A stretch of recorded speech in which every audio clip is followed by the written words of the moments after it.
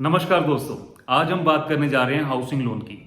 तो ये आज की हमारी वीडियो स्पेसिफिकली हमारे उन दोस्तों के लिए है जो या तो अपना सपनों का घर बनाने जा रहे हैं या फिर उसके बारे में इंफॉर्मेशन इकट्ठी कर रहे हैं कि कैसे हमें हाउसिंग लोन मिलेगा और कैसे पूरा प्रोसेस चलेगा।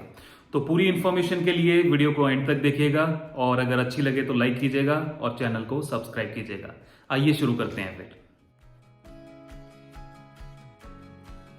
लेकिन स्पेसिफिकली अगर हम हाउसिंग लोन की बात करें तो हमें हाउसिंग लोन क्यों लेना चाहिए, उसका जो सबसे प्राइम रीजन है वो है the time value of money. पैसे की कीमत समय के साथ, जो पैसे की कीमत आज है वो आज से 10 साल 20 साल 30 साल बाद नहीं होगी। तो अगर आप कोई अपना हाउसिंग लोन लेके हाउस कंस्ट्रक्ट कर रहे हैं, इट मीन्स कि अगर आप 20 लाख रुपया आज ले रहे हैं तो एक 20 लाख रुपए का आपका घर बन रहा है। लेकिन अगर वही 20 लाख रुपए आप जोड़ रहे हैं, सपोज आप 2 लाख रुपया महीना के हिसाब से 10 साल के लिए जोड़ रहे हैं या 8 साल के लिए जोड़ रहे हैं, ऊपर इंटरेस्ट लग जाएगा तो वो 20 लाख रुपया हो जाएगा। लेकिन आज की कंपैरेटिवली जो 20 लाख रुपए की कीमत 10 साल के बाद होगी वो मतलब 14-15 लाख, मतलब इन्फ्लेशन की वजह से वो कम हो जाएगी। तो जो आज हमारे हाथ में पैसा है जिससे हम हाउस कंस्ट्रक्ट करेंगे वो ही जो मेन एसेट है वो क्रिएट करेगा। अगर हम आज पैसे जोड़ के 10 साल के बाद उसको पैसे को यूज करके बनाना शुरू करेंगे तो उसकी वैल्यू इन्फ्लेशन की वजह से कम हो चुकी होगी, महंगाई हो चुकी होगी, प्लस मटेरियल कॉस्ट जो है वो बढ़ चुका होगा। आप खुद देखिए, अगर आज के टाइम की बात कीजिए तो आज से 1 साल पहले जो सीमेंट हमारा एक बोरी आती थी वो 300 रुपए की आती थी। आज देखिए रेट कितना बढ़ गया है, 350 400 भी क्रॉस कर चुका है। तो ये time value of money housing loan लेने के लिए एक बहुत बड़ा मोटिवेशन है, तो हमें हाउसिंग लोन लेना चाहिए। इसके अलावा भी बहुत सारे एडवांटेजेस हैं, लाइक सबसे पहले रिबेट मिलेगा हमें इनकम टैक्स फाइल करते वक्त। और जो मेन जो एडवांटेज है हाउसिंग लोन लेके घर बनाने का वो ये है कि जब हम घर बनाते हैं विद टाइम उसकी जो वैल्यू है वो इंक्रीज होती जाएगी। अब खुद देखिए, एक प्लॉट आपने 20 साल पहले लिया था वो कितने का लिया था और उसी की वैल्यू आज क्या है, स्पेसिफिकली बड़ी है वो। और उसी तरीके से आज जो वैल्यू है वो आज से 10 साल 20 साल बाद उस प्लॉट की बढ़ने वाली है। नो डाउट जो आज की कंस्ट्रक्शन होगी वो आने वाले 20 साल बाद कंस्ट्रक्शन वैल्यू कम होगी, लेकिन कंपेयर टू दैट जो प्रॉपर्टी जो प्लॉट है, प्लॉट की वैल्यू जो आज है वो आज से 10 साल 20 साल बाद काफी गुना बढ़ चुकी होगी। सो ये एक मेन रीजन है हाउसिंग लोन लेने का। सो अगला क्वेश्चन है, for what purpose we can take housing loan.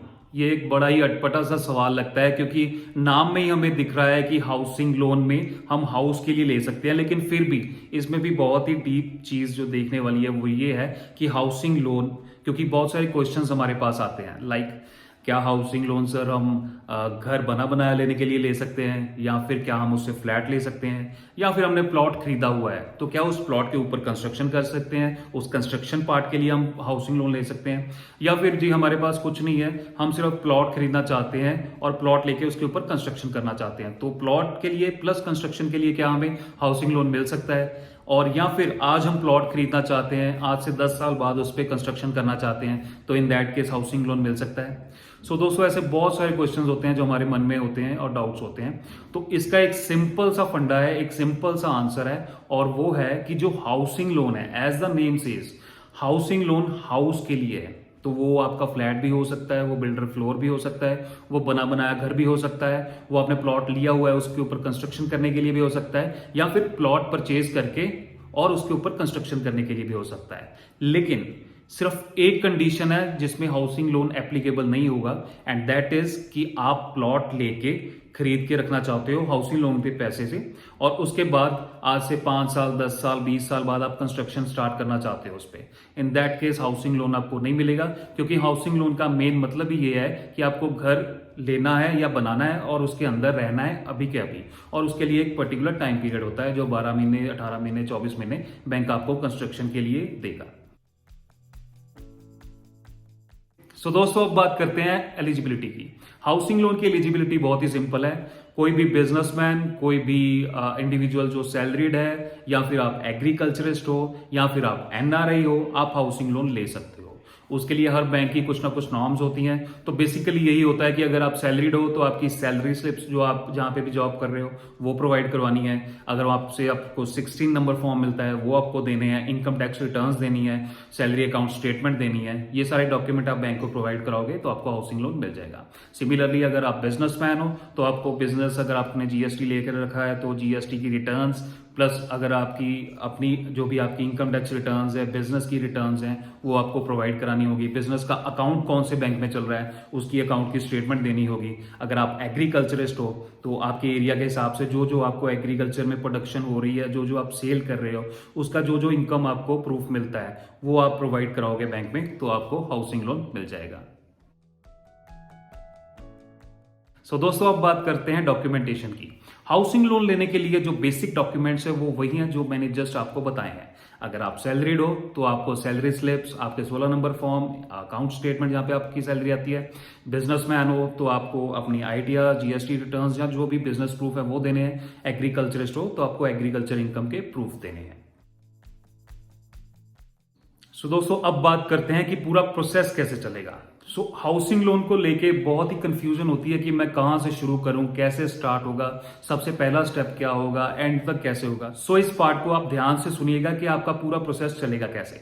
सबसे पहले जब आप बैंक में अप्रोच करोगे तो आप अपने साथ अपने डॉक्यूमेंट लेके जाओगे। जैसे मैंने बोला, इनकम टैक्स रिटर्न्स या सैलरीड या नॉन सैलरीड वाली जो जो आपके डॉक्यूमेंट्स हैं वो आप लेके जाएंगे। तो उसके हिसाब से बैंक आपका एलिजिबिलिटी क्राइटेरिया देखेगा कि आप उसमें फिट बैठते हो कि नहीं बैठते हो। इन केस आप उसमें फिट बैठते हो, आपका जो सीआईसी स्कोर है, सीआईसी स्कोर में होता है जैसे सिबिल हम आम भाषा में बोल लेते हैं, तो सिबिल होगा। उसी तरह से एक और भी बहुत सिबिल की बहनें हैं, जैसे कि सिबिल के साथ क्रिफ होती है, इक्विफैक्स होती है, एक्सपीरियन होती है। तो उस सीआईसी स्कोर में आपकी सारी हिस्ट्री आ जाएगी। तो अगर आपका सीआईसी स्कोर अच्छा है, मींस आपकी जो हिस्ट्री रही है लोन्स को लेके अलग अलग बैंक से वो अच्छी है, और या फिर आपका स्कोर जो है वो नॉट फाउंड आता है कि आपका कोई हिस्ट्री नॉट फाउंड आती है, यानी कि आपने आज तक लोन नहीं लिया है। इन दैट केस आपको आप एलिजिबिलिटी क्राइटेरिया में बैठोगे और आपको हाउसिंग लोन दे दिया जाएगा। तो सबसे पहले जब आप बैंक में अपने डॉक्यूमेंट्स दोगे, उसके बाद बैंक जब चेक कर लेता है कि हाँ आप एलिजिबल हो हाउसिंग लोन लेने के लिए, उसके बाद जो पूरा प्रोसेस चलेगा वो ऐसे चलेगा। सबसे पहले आपकी एलिजिबिलिटी चेक होने के बाद जो लैंड आप खरीद रहे हो या फिर आप घर खरीद रहे हो, उसकी एक लीगल रिपोर्ट बनेगी। एलएसआर हम उसे बोलते हैं, लीगल सर्च रिपोर्ट। जो बैंक के पैनल में वकील होंगे, लॉयर होंगे, वो उसका हिस्ट्री चेक करेंगे पूरी, कि जो पुराना जो प्लॉट आप खरीद रहे हो जिसपे आपने कंस्ट्रक्शन करनी है, या फिर जो बना बनाया घर खरीद रहे हो, वो जो लैंड है उसकी हिस्ट्री बिल्कुल ठीक है, कोई उसमें कोई झगड़े वाला कोई प्रॉब्लम तो नहीं है किसी तरह की, या फिर कोई गवर्नमेंट की तरफ से उस पर कुछ बैन तो नहीं लगा हुआ कि वो उसकी फर्दर रजिस्ट्री नहीं हो सकती या किसी तरह की प्रॉब्लम है, वो चेक होगी। सेकेंडली जब लीगल हो जाती है तो उसके बाद होती है उसकी वैल्यूएशन। तो वैल्यूएशन में अगर बना बनाया घर है तो उसकी जो पैनल के बैंक के पैनल के वैल्यूअर होंगे वो जाके उसका मूल्य डालेंगे कि इस घर की इतनी वैल्यू है। अगर आप प्लॉट खरीद रहे हो तो उस पर वैल्यू करवा भी सकते हो आप, लेकिन उसमें कोई जरूरत नहीं होती। उसमें जस्ट एक एस्टिमेट बनता है, estimate of cost of construction, कि आपकी कितनी कॉस्ट आएगी। तो मान लीजिए आपकी कॉस्ट ऑफ कंस्ट्रक्शन जो एस्टिमेट है वो 20 लाख बन रहा है, तो उसमें से आपको छोटा सा अमाउंट 10-20% आपको खुद अपनी जेब से देना पड़ेगा, और जो बाकी अमाउंट है वो बैंक पे करेगा, एज अ लोन आपको देगा, और उस पूरे अमाउंट से आपकी कंस्ट्रक्शन होगी। सो ये पूरा प्रोसेस चलेगा अपना सैंक्शन होने तक। और इसमें एक जरूरी चीज और देखने वाली है, और वो ये है कि जो हाउसिंग लोन है अगर लीगल भी बन गई, वैल्यूएशन भी हो रही है, उसके साथ उसमें मैप अप्रूव्ड होना बहुत जरूरी है। अगर मैप अप्रूव्ड नहीं होगा, जहां जहां से भी होता है, कमेटी से, कॉर्पोरेशन से, या फिर अगर वो गांव की जमीन है तो सरपंच भी उसको कर सकते हैं कि ये वैलिड एरिया है गांव का, तो इस पे कंस्ट्रक्शन हो सकती है। तो वो बहुत जरूरी है प्री सैंक्शन एक्सरसाइज में। दोस्तों एक बार आपका हाउसिंग लोन सैंक्शन हो गया, उसके बाद बहुत सारे क्वेश्चंस आते हैं कि हमें पैसे कैसे मिलेंगे। इसका एक सिंपल सा फंडा है कि अगर आप एक बना बनाया घर खरीद रहे हो, उसमें आपको अपना मार्जिन जो है 10-20% जितना भी है वो आपको अपने सेविंग अकाउंट में डाल देना है, और बैंक लोन डिसबर्स करके जैसे भी डीडी की फॉर्म में, और वो मार्जिन मनी आपके सेविंग से लेके या डीडी की फॉर्म में या इवन आरटीजीएस भी होता है, हर बैंक का अपना अपना रूल होता है, उस हिसाब से वो जो घर बेच रहा है उसको पे कर देगा, और सेम डे रजिस्ट्री हो जाएगी, और रजिस्ट्री आपके नाम पे हो जाएगी और आप फ्री हो जाओगे। सेकंड जो चीज है वो ये है कि अगर आप प्लॉट के ऊपर कंस्ट्रक्शन कर रहे हो, इन दैट केस अगर सिर्फ कंस्ट्रक्शन के लिए आप प्लॉट पैसे ले रहे हो, इन दैट केस जो आपको पैसे हैं वो पार्ट्स में मिलेंगे, मतलब छोटे छोटे पार्ट्स में मिलेंगे। मान लीजिए आपने 20 लाख लिया तो 4 लाख दे दिया बैंक ने, सपोज उसमें थोड़ा मार्जिन है, 20% मार्जिन है, तो उसका मतलब है कि 4 लाख बैंक देगा, 1 लाख आप अपनी पॉकेट से डालोगे, सो वो 5 लाख हो गया, तो 5 लाख वहां पे लग जाएगा।